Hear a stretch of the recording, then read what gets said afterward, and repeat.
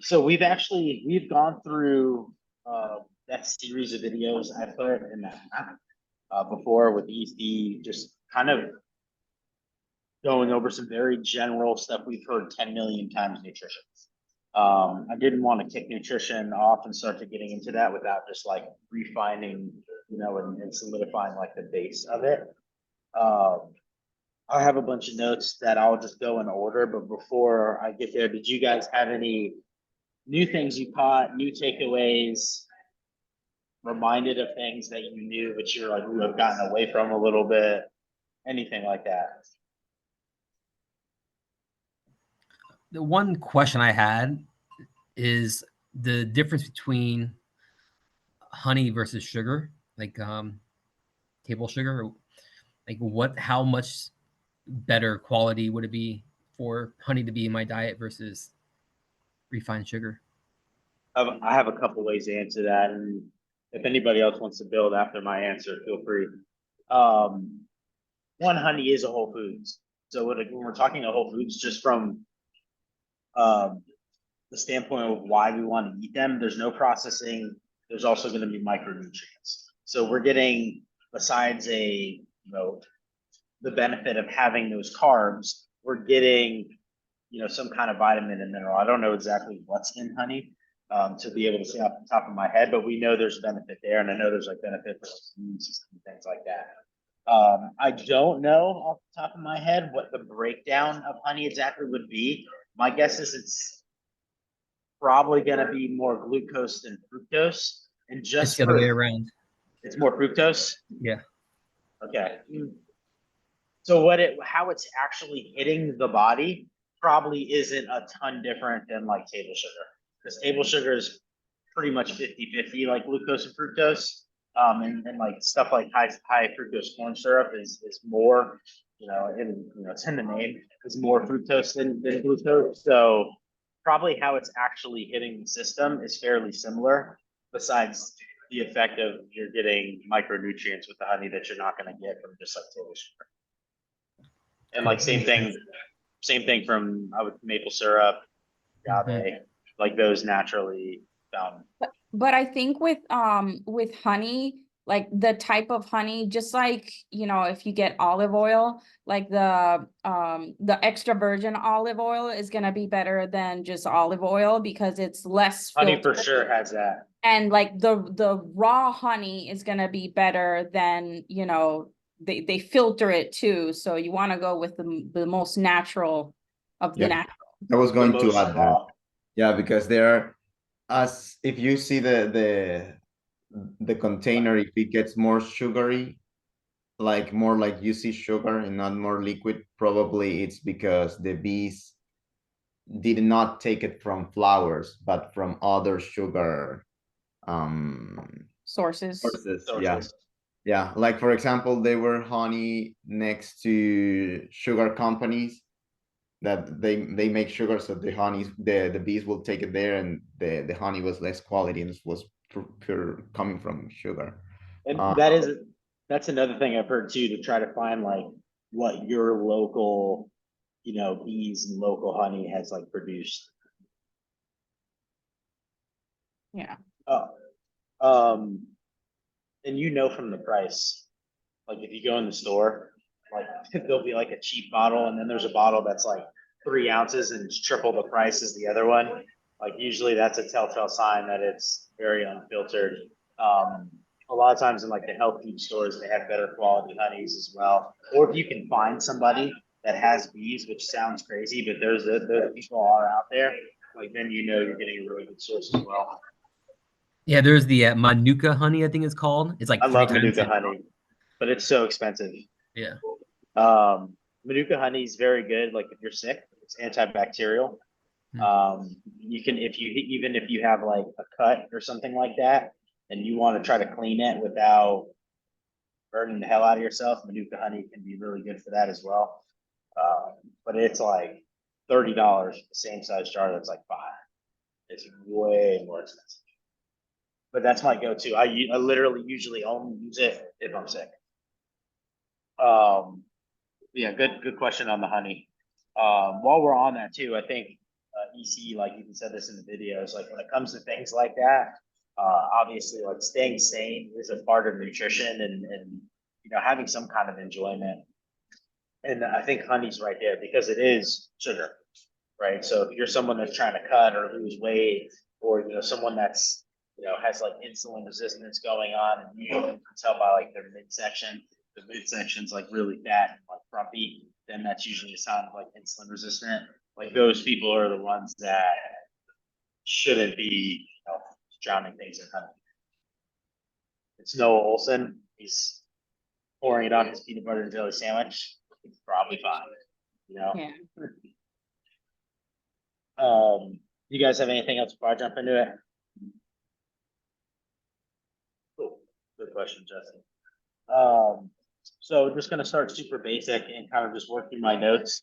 And then as we go through any questions, thoughts, we'll fill in the blanks. So leading off with like the term metabolism, like people talk about the metabolism all the time, and they just think of it as a sense of like, is it fast? Is it slow? Do I gain weight easy? Do I lose weight easy? Metabolism is really just the processes of maintaining life, like the process of your body breaking down food, using it as energy. Like think of it more as that way, because when you think of it as that way, we start to think of like, what am I putting in the machine? Is how the machine's going to operate. And then you have your macronutrients, which we know are protein, our carb, our fat. I like to explain that to clients as like that's your car, your tires, and the gasoline you're putting in it. Right? I've got that structure, and I've got the body of my car. There's tires on my car, and I put gas in it. That does not mean the car is going to run well. That just means some of the main points are there. And then you have your micronutrients, those vitamins and minerals. That's our oil, our spark plugs, the belts, the air in our tires, the brakes, all the things that are going to help the car function well. So when we come across athletes as a coach that is being like, oh, but I do macros, and they think they're mightier than thou, but they're doing macros off like, you know, fast food and frozen dinners and these processed foods, we know there's a major piece to that diet missing that they're probably not getting. So it needs to be like a whole sense of things. Whole foods are obviously the most important because they're the highest nutrient density. So they're the highest in those micronutrients. And then I've come across this also where like a client will be like, yeah, but you know, I take a multivitamin, or you know, I take AG1, and they have these like supplements that they take. So they're like, I don't need to be worrying about vegetables. There's also nutrient synergy, which is like the combination that nature has provided us with the vitamins and minerals in those whole foods. They usually work well together and break down better in our body. Vitamin D is also a really good one. Like vitamin D from the sun, ideally, is typically said to be better than like a supplement as far as like absorption goes. I know there's some people who are outliers when it comes to stuff like that, but What is it they say about the vitamin D, like 30 minutes per day or something like that? I'd have to look it up. You know, Jose? It's 15 between 8 to 10 a.m. or 15 to 20 minutes between 8 to 10 a.m. I mean, before 12 at least, before Right. lunch. Okay. I know they also say too, like, try to do it with like your shirt off and like get your thoracic spine, because it's like, you know, it's like your sail. It's the biggest region that's going to get hit by sun. I do remember that part. The vitamin D can be a big factor in recovery as well. While we're on vitamins, kind of a question about Good. B12. See if I know the answer. With B12, I know it's found in like red meat, and so oftentimes like vegans they'll supplement B12, which I did for a long time. Interestingly enough, I ended up going to the doctor, got my blood work done, and she told me to get off B12. This is before I started eating fish, so I guess you can have too much B12, which I didn't think was a thing. And I was going under the recommended dosage. I was probably doing like 75-50% of what the recommended dosage was. So the question is, without supplementing B12, what's the likelihood you can get enough without having red meat, but maybe just fish? Or even if you are a vegetarian, can you get enough B12? I mean, From like, it sounds like in your case you can. I would have to look like what else has it to know and like what quantities you would eat because like a lot of times when like when someone goes, oh, I don't, they don't, let's say they don't eat red meat, and I've heard this with like women, and they have an iron issue and they're anemic, and they're like, yo, I'll eat spinach. Like, yes, spinach has a lot of iron when it comes to like the vegetable world, Mhm. but then when you compare it to like a red meat, it doesn't have a lot of iron. Yeah. So that would be like my other question, like the things that are carrying B12, like like how much is it actually carrying, and like how much would you need to consume? So that would be like a researched followed thing. I don't know. It's going But to do you be know? difficult to be deficient on B12 if you have everything good to absorb. Because B12, you have a pool for years, at least a year. If something damaged you, for example, you need something in the stomach to absorb it, or something in the last part of your intestine to absorb it. If something of that damages for something, let's say they needed to cut you part of your intestine. And now you cannot absorb it. You have a 1 year of reserve in your liver at least. So you could technically test fine for levels of B12, and you may have not even had it for a long time because of the reserve. That's interesting. So then my follow-up thing to you, Justin, would be at some point just retest for it and like see where you land. That's another thing with supplementation. I think people get really caught up into like, not that you did this, I think you did this out of like logical thinking because you weren't eating red meat. But they get caught up in it and they started taking supplements, not really knowing where they lie and what they need. It'd be like you're putting oil and transmission fluid into your car, but you have no idea if it's topped off. You know, I did that with creatine. I was taking creatine, had no idea where my levels were, and I was like 30 times the max. And she was like, "Stop! You're gonna start to disrupt like kidneys and things like that." How many grams were you taking a day? Like 5 or 10? Yeah, the serving, I think it was 5 grams. Yeah. But I just naturally was creating more for some reason. That was when I was like 18, 19. It was also post, I think, a rhabdo experience that I didn't know I had rhabdo. So I think levels probably got a little messed up. Blood work got messed up from that. It wasn't too long after, but maybe like a month. So I really don't know. I've never tested again, but here we are. Still okay. What's the only supplement that does get recommended when it comes to like CrossFit? Fish oil. Fish oil. Yeah. I asked that because of you potential test takers that may be something that comes up. Why is fish oil recommended? This is the more important part. Omega-3. Yeah. Because in the modern diet, this balance of omega-3 and 6. Yeah, to help balance that out. And Jose's comment about the modern diet is we naturally, with what we eat, get a lot more omega-6, especially when it comes to processed food and Yeah, because omega-6 is the inflammatory and then the omega-3 is the anti-inflammatory. and someone that's trying to lower cholesterol or what? What's the question? What? If someone that's trying to work on lowering cholesterol, which one do they want to have a little bit more of a focus on? Omega-3? Yeah, omega-3. All right, got that done. Protein. Let's get into protein. As far as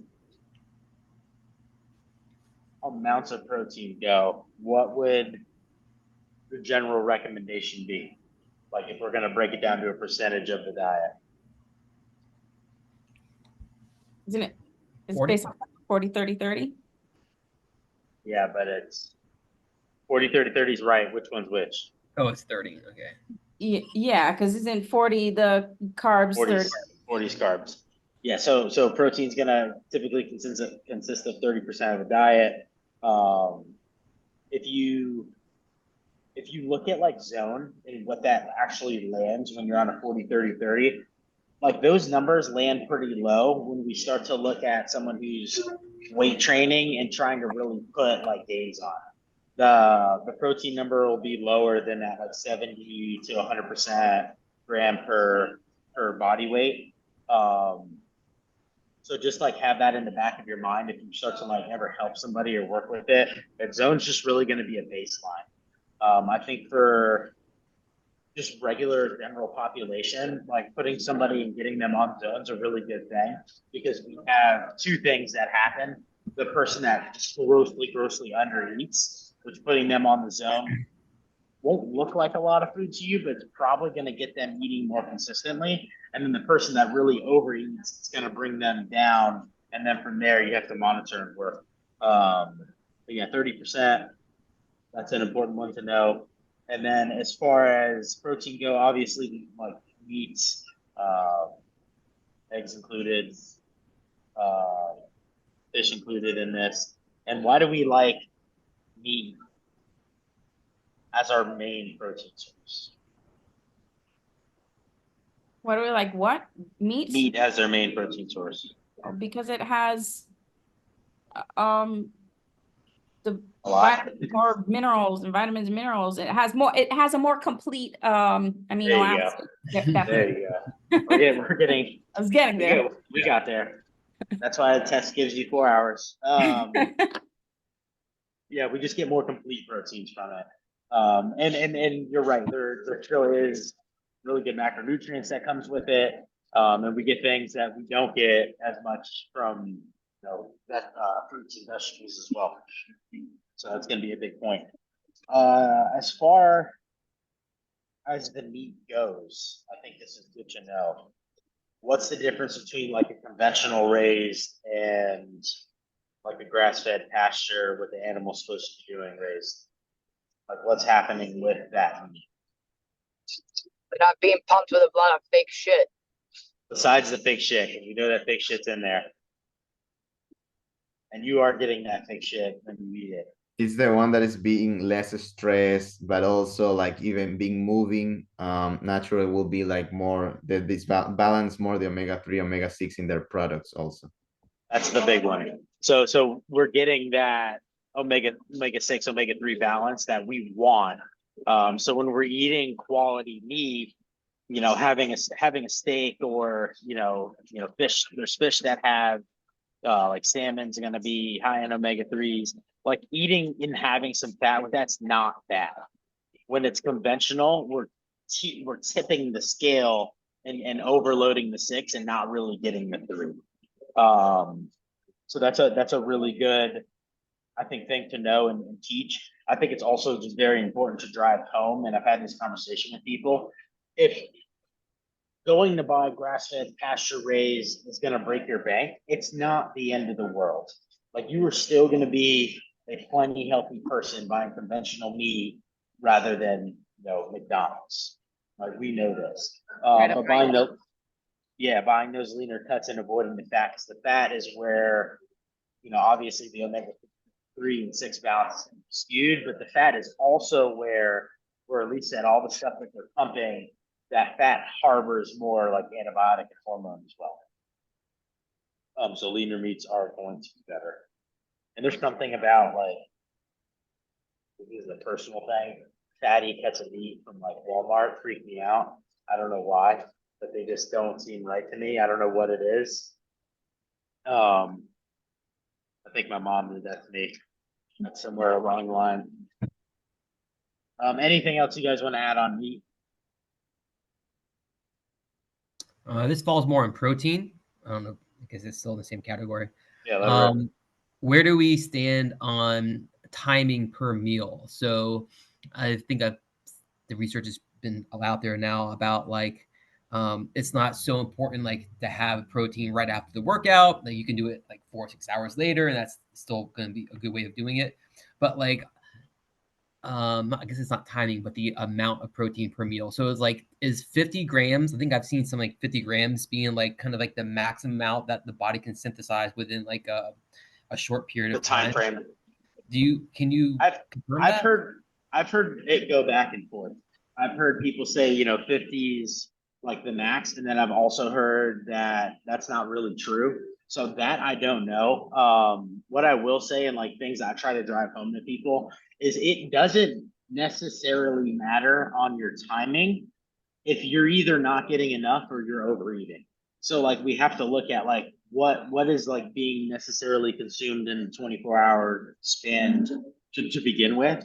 And if the person's, let's say, like grossly under eating, then it doesn't matter that they have a protein shake after the workout. They're still very underfed, and it's not going to make a difference. So like looking at those things first, and then looking at like, when it comes to like nutrient timing, like in this perfect world, like is that also attainable for the person? Like when we think of it, we think of like an elite athlete, like they're not working, they're not in the office, they're not on commutes and things like that. So for them, it's a lot easier to make sure that they have, a protein and a carbohydrate with very little fat, and then a protein and a carbohydrate with very little fat, pre and post. So like for the everyday person, I would say like that's the last thing you'll start to look at. Once we get everything else fine tuned as far as like quality and quantity first, and then we can do that if it's an obtainable thing.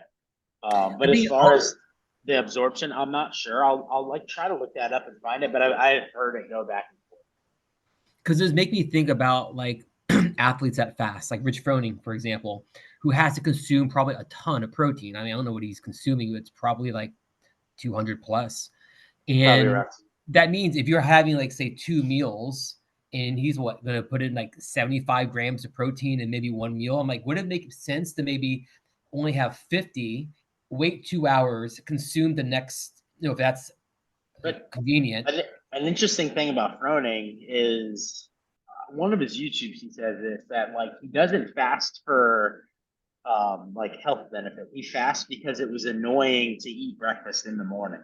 So like his intermittent fast that he started doing was purely based on what he wanted to do with his life. And I think it was more close to when he was starting the cycle. He started doing this versus like he was doing it for like health reasons. So even like someone like that, it's an example of like the timing and annoyance and like does it work for the person as well. I lean toward that every gram of protein that you eat is going to get wasted past 50. I don't know that that's like necessarily super true, because I think like when you bring up that case and like that nutrition is getting absorbed somewhere. I don't know how much it's like totally utilized though. Jose, do you know anything about that? Not exact how much you cannot. I mean, it's going to be used as amino acids, and then they will be used in whatever you need, and then the catabolites, I mean the products will be end up doing urea, and at some point elevate your acid uric. That will be like in a normal person that has a normal all the enzymes appropriately, it will be doing that. But most of the people will not, it will be eliminated. The Something's absorption gonna I don't pass. really. And my other like thought and question to it would be like the actual individual as well.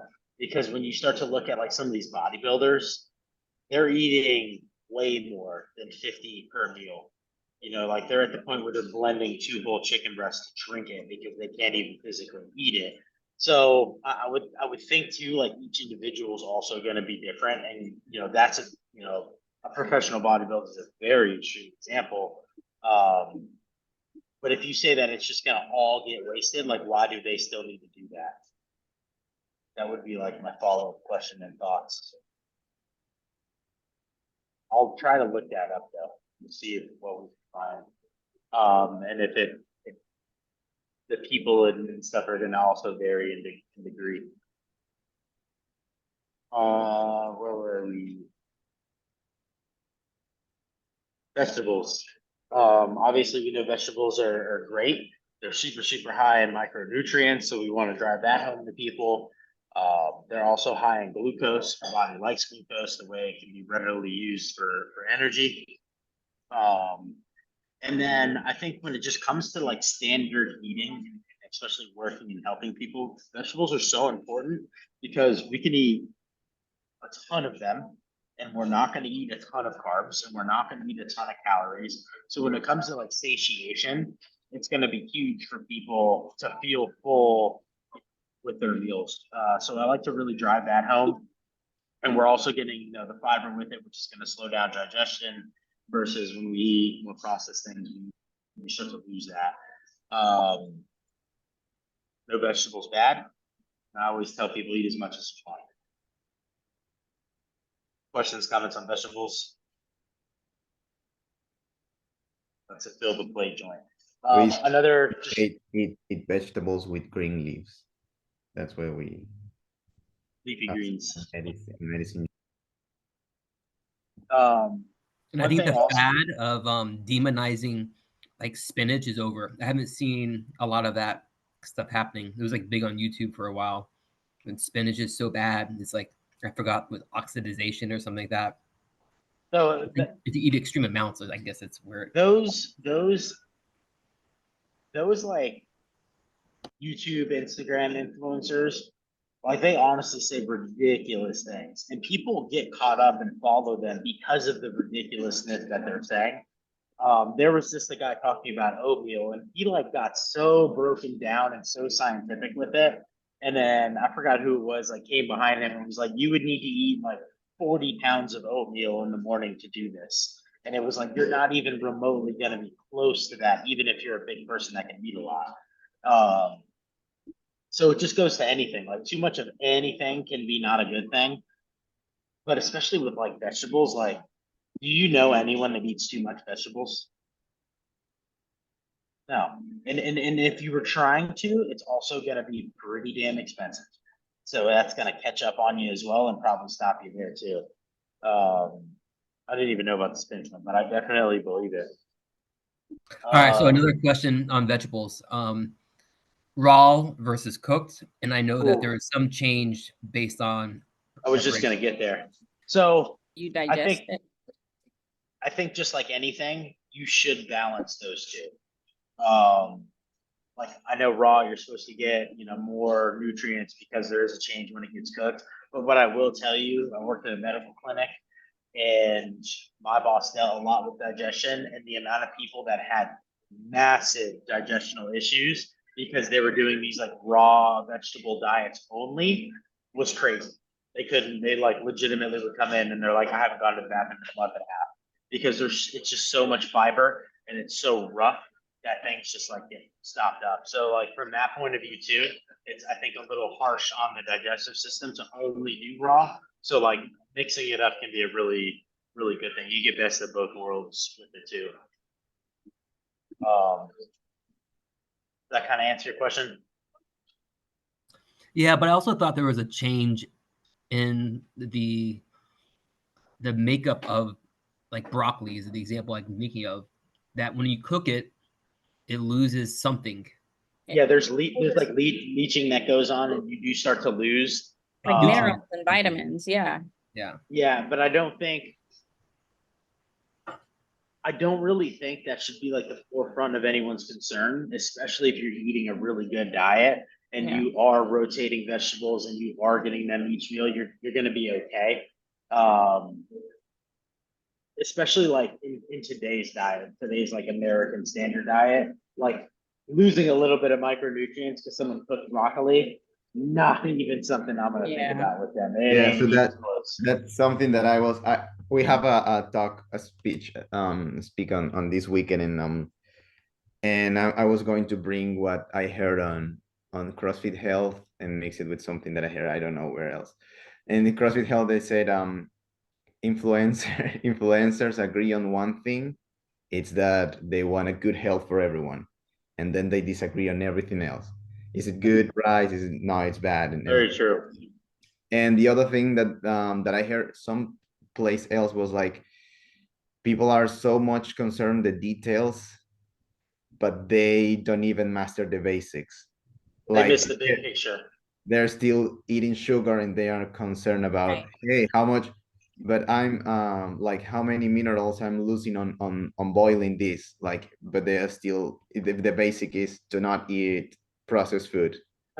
A great example is like, you ever seen the memes on Instagram and it's like, let me do my lemon water in the morning with my kombucha and like it's this like green smoothie, and then they go, but take 19 tequila shots Saturday night, you Yeah. know? But I think that is really spot on, and I think the theme of the day is like, any absolutes probably aren't a good thing, right? That definitely plays true in nutrition. And especially when we're talking that, there's 5 of us on this call, and all 5 of us are going to be very different at what's going to be optimal, that we're putting in. The one thing that isn't common is that it would be whole foods. I think this Levels, is actually types are going to be different. I think this is also being played out now more in media, where like veganism isn't looked at the same. People have seen the flaws now after some more studies have came out. The carnivore diet, like everyone is raving about that. That's kind of taking a step back. It's also And- what's the cool thing right now? Like right now, the cool thing is the carnivore diet. Give it Think what, so? I another. feel like it's died down a little bit. I think it's still going decent, Yeah. but I mean, whether it is or it hasn't, there's going to be something else that comes up, and that's going to be the new cool thing, and that's always going to happen, and it's always going to be the new shiny object, and the new shiny object is always going to attract people. And it's like, Jose was saying, we got to always bring it back to the basics. Just like we talked about this with CrossFit, we always have to go back to the basics, and what are those, and like, are we doing well with that versus those shiny objects? And that's what EC was saying in like in the number 3 or 4 video. She was saying, when do you restrict a diet of someone? And this carnivore diet, it was for people with autoimmune diseases. Because, and then that's what she was saying. Only if you have a health problem, if you have celiac disease, then you restrict the anything that triggers it.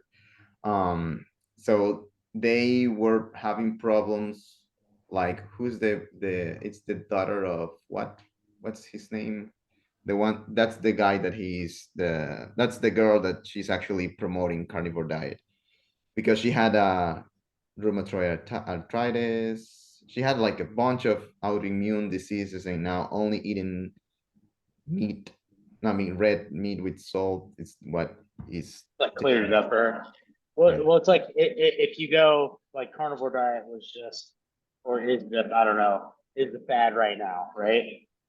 Well, I remember in the late 90s, early 2000s, it was Atkins diet, and it's the same thing.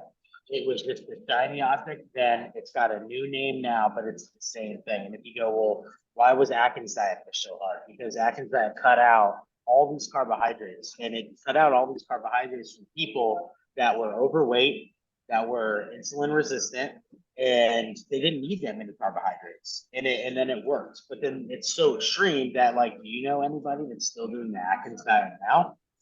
I don't. I mean, Like, keto. yeah, and now look, keto, Atkins diet was basically the same thing as keto, and it's basically the same thing as carnivore. They're very, very close. So it's like you can see where like these things can have applications in specific scenarios, but it's not necessarily like the good thing to do. Like if you're gonna say, I know that pulling carbohydrates out of someone's diet is gonna help them get over their insulin sensitivity, or get them reversed from type 2 diabetics, they're just taking that and going to an absolute extreme with it. Like that person eating vegetables in their diet isn't going to get so many carbohydrates that it was going to be detrimental and make a difference. Like it was still going to work. it's just getting very extreme and very absolute with it. And I think it is important to, like have these conversations, and especially when we're talking to people and coaching people, that, they understand that there is some basic levels to this, and like Whole Foods is where we want a lot. Because even like, OG CrossFit, if you weren't doing paleo, it's like you were crazy. And I'm like, I can't have a grain of rice, or I think like potatoes wasn't allowed. It's kind of ridiculous. Like if you really break it down, especially with the workouts we're doing.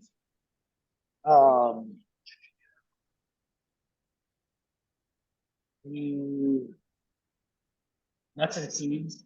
I think it's important to drive home that very calorically dense. And the reason I think that's important to drive home is you have the people of the world that just absolutely obliterate things like peanut butter, right? And they're like, I'm eating so good, but then they have like a 9-spot tablespoon of peanut butter before bed, and you're like, well, you just ate 1,000 calories. So that's important to teach people, I think, for sure. I really like what DC said. Like when you're buying roasted nuts, you're just roasting them in those seed oils that we really don't want, and you're double downing not just fats and calories, but also like a bad version. You're getting a lot more omega-6 with that. So when you are going to eat them, a raw is going to be a lot better. I jotted down a list. She didn't say this in the video, but good fats: olive, coconut, avocado, butter. There is some people that still do like ghee and lard. Obviously, quantities are going to be very important when it comes to those subjects. And then the bad ones are going to be canola. People get really tricked. Yeah, I need the vegetables, but people think sunflower seed oil is a good one because they see sunflower seed and they're like, oh, that's good. And it's not. That's a bad one. Grapeseed oil is another one. When I used to do fundamentals and talk about this, a lot of people eat grapeseed oil because they thought it was a better choice. Corn oil. I don't know what cotton oil is, but that was listed on there as well. Never heard of that. And soy. So those are going to be the ones we want to avoid. Those are also going to be the ones that we are getting every time we eat out. Even when we get olive oil, we're getting a mixture. And even when you go to the store and you buy olive oil, like you said earlier, if it just says virgin olive oil or it says olive oil in the bottle, that's been processed and probably blended with the seed oil. So you always want to look for extra virgin. That's the one that's smashed one time. What came out is what you're getting. Yeah, and if you go to like buy butter, that's the craziest thing to buy. If you look at the ingredients, like maybe one will say, oh, with coconut oil, and then you check it, but then it has coconut oil, canola oil, vegetable oil, this and that. It's very, very hard to find a good butter that only has one, the oil that you want. It's extremely hard. It's interesting you brought that up because I check my olive oils, but I've actually never thought to check my butters. Oh, always. But I never buy a butter with that says anything added, and that's why I guess I never thought about even checking it. Well, when you go next time, I'll have look to at do the that. ingredients. It's insane. Well, it's kind of funny. Like, remember the can't believe it's not butter fad? Like, and it was like, oh, this is healthy. This is so much better for you. And like in reality, like with the information we know, I think that the can't believe it's not better says one of them's like olive oil, but it's like not an extra virgin olive oil because we know olive oil also isn't in that state. On top of it, so like that's a funny one to me. And the But same with the peanut butter. Like the peanut butter, very hard to find a good one. yeah, like there's only a few that when you look at the ingredients only have salt and peanuts. Nuts. Like a lot of them, it's like has so much other shit that it's like, what the hell? If you ever want to get crazy, like you guys obviously know what a Reese's cup is and what the peanut butter is like in the Reese's cup. It's not just like peanut butter out of a jar. If you just take, I probably shouldn't teach this because yeah, I was gonna go home and do it. If you just literally took your peanut butter that's like a Peter Pan or whatever, and all you've got to do is get some powdered sugar and you put that and you mix it, you literally have the inside of a Reese's cup. So it goes to show how close the peanut butter, like normal peanut butter is, to something like a full-blown candy bar. It's literally one very small ingredient away from having the exact consistency of it. If you want a healthier choice, mix your vanilla whey protein in it, and it's like, obviously you're probably not eating the best peanut butter in the world, but at least you're not putting powdered sugar, and it can keep you sane from doing something crazy. But yeah, that stuff Matter is that really hard to that you find. can see that it goes, that has two different parts, that is like oily on You know, the and it top. separates. That's like more likely to be only peanuts. The worst though, man. We want to talk about me making a mess. With me Oh trying my to God, stir it's that. the worst. It It's is. not good. It's not good. It's worth being a little unhealthy for that. I get that shit everywhere. But it's also a really good example of like any time you're taking anything and you can tell yourself whatever justification in your head that you want. If you're taking it and you're saying this is X and it's not mashed peanuts and salt, you're buying a processed food and you're getting something that's altered, right? And there's a million things in the store that are like that. Like I remember eating broccoli tater tots, and I'm like, but they're broccoli. They are like 10% broccoli. I'm eating a tater tot that's green. You know, and it it tricks people. People think, oh, this is a healthier version than me just buying tater tots. Not really. You should just spot it and live your life if that's the route you're going to take. So anytime and it's not, called good marketing. That's what it's Yeah. called. if it's not the original thing, it is something you should not have, and there's something you shouldn't have in it. Fruit, I think, is a really hot topic as well. We know that's a carb, ton of micronutrients in fruit. I think it's a hot topic because there is a lot of people that think they should not eat fruit. And it's a very funny thing to me because they're eating things that are obviously far worse than fruit. And the amount of fruit that you would have to eat to like start to be considered like too much, you're probably not eating. The reason it's a hot topic, it's a blend, it's got glucose and fructose. Most fruit is going to be more glucose. Even I looked up a chart, I got really nerdy about this. I think mango is the worst one with the most fructose, and you would still be able to eat 4 mangoes, depending on the size, 3 to 4 mangoes, depending on the size, and be at your like daily limit of fructose, which is a lot. A lot of the fruits that we see, like, bananas that we're eating regularly, apples, berries, like they weren't, so you would have to eat a really crazy amount to hit that 50 gram of fructose a day that EC was talking about. So her recommendation of 3 to 4 pieces, you're not even close to hitting that. So I think it's important to undemonize fruit to people. Do you know off the top of your head how many grams a banana is? Like of just carb? Or the Well, fructose? she said 50 grams of fruit, I guess, a day is what I think like, 50 grams. It was 50 grams of fructose is like fructose. the ceiling of allowance. In one banana, which I don't know what the size of this banana they're comparing it to. I would say like a normal size medium banana, I think will ride you about like 25 to 30 carbs. And they had on their chart that it had 7 grams of fructose. Yeah, I'm just reading that online. 7 to 9 grams of fructose for a medium-sized banana. What you're saying, so it's 30, 33% of the total carbohydrate in that banana is fructose. So like when you look at it that way, like it's not bad. Like we should be eating fruit. We should be telling people to eat fruit.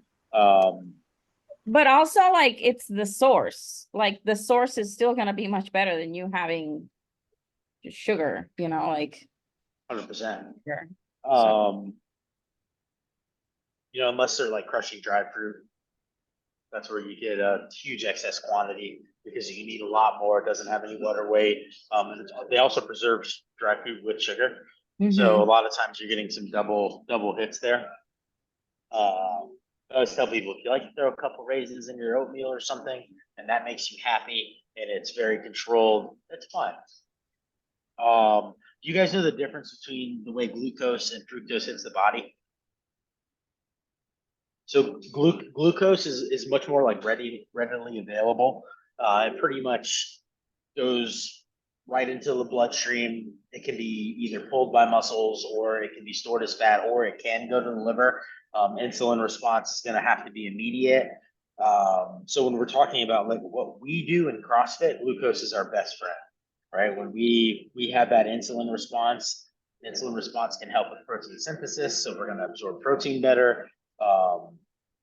It just has so many jobs that are going to be so important for like us as CrossFitters. And when it's fructose, it has to go to the liver first to get processed. And when it's done with the liver, when it's like coming out, it's promoted to synthesize fat. So like when it's done processing, like its job is a fat source. So can be much more closely related to like high cholesterol problems, non-alcoholic fatty liver disease, just like the storage of fat in general. So when we start to look at like, okay, how does the sugar I'm getting from a processed food differ from the sugar I'm getting from a whole food? There it is. You're getting much more fructose in the breakdown of it is a problem. That being said, obviously, if you eat too much, you eat too much. If I have too much glucose, I'm not using it for energy, stored energy, and we know what stored energy is, it's still gonna be fat. So it's like the differences of the two. Starch. Big carbohydrate source. As CrossFitters, weightlifters, we need that source. Starches, long chain glucoses. I went a little nerdy on this as well. So it's still a really good source of carb that we like. Potatoes, grains, legumes. I think they're dangerous because they're easy to eat. Like starches are very enjoyable for people. So when we have the designations in CrossFit, when it's some fruit, we know why it's some now. Let's eat less fruit than vegetables, 3 to 4 pieces, little starch. We don't need that much to get a lot of bang for our buck as far as carbohydrates go. And then it's just really easy to eat a huge bowl of rice. We know that if you've ever been to Chipotle. And it's really easy to eat, the potatoes. Those are usually enjoyable, or the plantains, things like that. So we're just gonna be careful and just manage what we're doing there. I also really like what EC said when it came to the autoimmune things. I think that ties back when we talk about like carnivore and meat. That a lot of like the reactions individuals will have do come from this category. So like they have, the reactions to grains and stuff like that. Questions, comments about starches? White potatoes are still good for you. Don't be scared of those. That's another hot topic. Not French fries. And then obviously, sugar, no good. We talked a ton about that. Oils, no good. We're gonna avoid those. They fuck up the omega-6 and 3 balance. Alcohol is a hot question. I like she also like went over that. Alcohol, perceive it as a carbohydrate. When I took her course, I did not know this. Alcohol is its own macronutrient. So alcohol is 7 grams or 7 calories per gram. So that's why like when you look on the back of a can and you're drinking like a Miller Lite and it's 2.9 grams of carbs and there's no fat and there's no protein, but you're like, there's 90 calories in this. What are those calories? It's alcohol calories. They have their own effect. So I think that's like just good to explain to people, because I think there is people in the world that drink stuff like that and they think they're just golden, but they're consuming, a ton of calories. And if you're in a caloric excess, you are going to gain weight.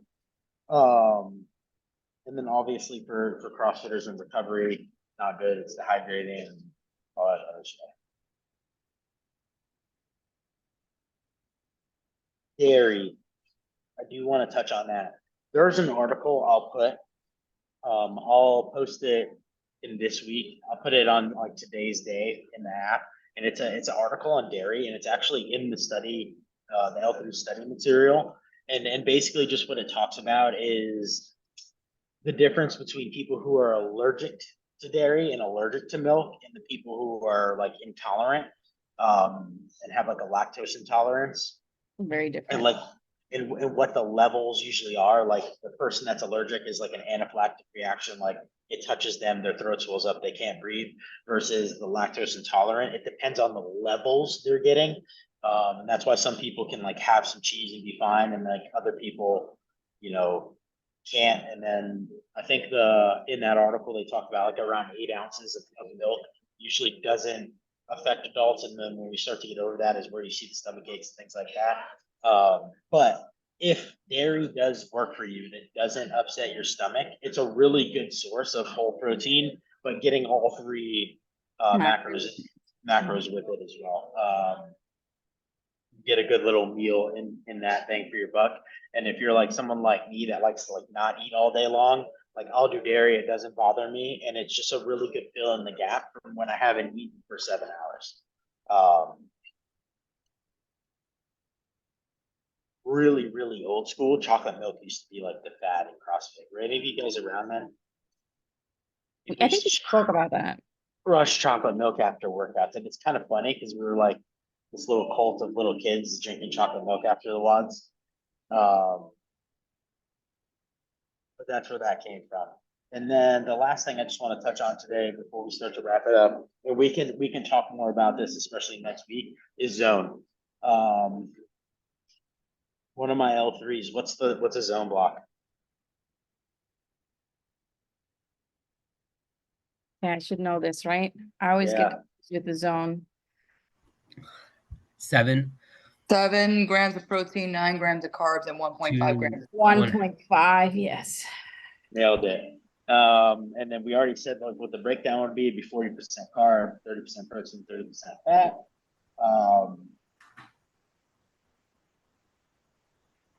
She used lean body mass to find what someone's blocks would be. I think that's pretty hard because like you're just gonna look at somebody and guess what their lean body mass is. So some advice that I got when I was at my level 1 that I never forgot is ask their shirt size. So dependent on what their shirt size was, will carry you up to what like block prescription to start on. And then the other really important thing with zone is zone, and CrossFit uses it to teach people how to weigh and measure, to symbolize counting your macros. So when we're looking at zone, like finding a zone prescription for someone, that is far from the set all be all from what they should be consuming. That is like, we're starting to get the ball rolling on weighing and measuring and teaching this person on what they should be doing. And then we're going to constantly assess because those numbers are 100% going to change and they're going to have to change. So I think that's really, really important. It's just a baseline of getting the ball rolling on that. Super cool. If you follow Scott Fanchek and know who that is, he actually does zone still. His prescription's probably super high. I don't know what his blocks are. He didn't say it, but that's how he still weighs and measures his food, because he does it all in blocks. I thought that was cool. Any questions, comments on that? So it mentions like something about 3 grams of fat if it's from another source or something. I can't remember. So it's basically like if I have a meal, right, and I'm gonna make my lunch, and my lunch is gonna have ground beef, it's gonna have a potato, and it's gonna have a couple nuts, right? Oh, I get that 1.5 of fat to add in from the couple nuts, right? So okay. let's, if it's not a whatever- meat source. yeah, whatever my blocks is, I'm gonna hit that. But because I have the ground beef, I know I'm getting fat in the ground beef. So zone's like designed to be like that other half of fat that you would eat in that meal is likely in that meat source. Okay, That makes sense. yeah. So yeah, if you were eating, let's say you're eating a meal with probably no meat source at all, then you would use the 3 to find how much fat should you eat. That's a good question. I did not understand it the first time I came across zone like at my level 1. I was super confused when that fat was so low. I would eat like 2 eggs and be like, I'm done. I figure the rest of the day out. Good question. Anything else you guys want to add? Comments, questions? Going back to milk and alternative milk sources, of the alternative milk sources, what would be the best options in terms of not macro orientation, but like less refined, less processed? I would say we'd just go back to going and reading the label, like finding which one has the least amount of ingredients in it. That really, that would be my comment. I mean, beyond that statement, I would have to do more research on what's what. The only one I would say is I would not go with is soy. Just because the way our soy is processed is not like mimics, I don't understand it totally, but like fake estrogen in the body. So you So mean that's like only- a type of milk, like if it's almond, soy, that's what you mean? Or oat milk, like of those, what would be the best? Same thing like with the olive oil. Like what would be the best Yeah. olive oil or best milk option? Yeah, I would Ingredient. immediately think of what's in it and what's the ingredient. Yeah. And then like the more extensive research would be like, how do they actually make it? Does that make sense? Like what process is it going through there to? I think as far as I understand, isn't oat milk just like strained? I'm not sure. I don't know. We'll find that out. So we have two things. I have two things to look at. The protein, I'll write it down. Yeah, so like I buy almond milk, but then if you look at the back of a lot of the almond milk, like they have sugar, they have other stuff, and it's not just water and almonds, you know? So always just look at the That- back and see And all that. I think with any of those though, like any of them that it's sweetened or has a flavor, like you automatically know there. Like Yeah. you're gonna pull a bunch of extra stuff with it as well as a bunch of like bad sugars. So like regardless of what it is, like an unsweetened just almond milk or just oat milk for sure. But beyond that, I'll try to find what like the process is and go from there. The macros breakdown on oat and cashew milk, for example, is the fat's way higher than like almond milk. But you could tell the difference in the taste too. I mean, almond milk's pretty watery taste. Liquidy. Yeah. Oh. So Yeah, and I mean, if you just think of regular dairy and regular milk, like it's the same thing. If you buy whole milk, it's a lot thicker than if you buy, 2% or fat free. Even the color, like if you look at the color, you can't see through whole milk. And like if you look at a fat free milk, it almost has like a blue tint because you can almost see through it. So I would assume that's just same exact thing when it comes to fat content and those. But yeah, we'll look those up. I mean, that's something I think definitely good to know because even if someone like me that I don't get bothered by milk, I like milk, I like to put it in my coffee. There's a point in time that it may not agree with me, and then like the body does change. So I think just that information to know in general for yourself, for your clients, if you are doing dairy, is good information. Like I used to be able to do 2 cups of Greek yogurt, whole Greek yogurt, and like drink a milk protein shake and not have a stomachache. And now like that's too much dairy, and I will get a stomachache. So, and that's something that's changed with me in the last 3 or 4 years. Like so, pretty quick amount of time. But yeah, we'll look those up. If you guys find anything too, send it in the group, and if not, I'll send it by the end of the day. Also, the difference between like artificial flavors and natural flavors. I mean, natural flavors is just an artificial flavor that tastes natural. So Yeah, it's a marketing. it's up, yeah. Yeah, it goes back to if it's not literally the thing that came from Earth, you're getting fooled somehow. I just read, I was on a CrossFit Health article before I got on the call. When they write fruit concentrate, that's just another name for sugar. Anything concentrate is not good. Because I just thought it was like heavy strawberries and they added water in it. So, No, God, but, tell me, yeah. So all those words and like they create new words too to trick us. So I think all that is good to be aware. the puree is always gonna have sugar. They said if a label says fruit puree, that's just another word for sugar. Yep, Like, don't take that as it's the fruit. Like, if it was the fruit, it would say strawberry. literally the fruit, exactly. Yeah. So that's a good thing to bring up as well. All right, I have a question. go ahead, Jose. It's just about what EC offers. How much time it's her course, and do you know how much it costs? Because this was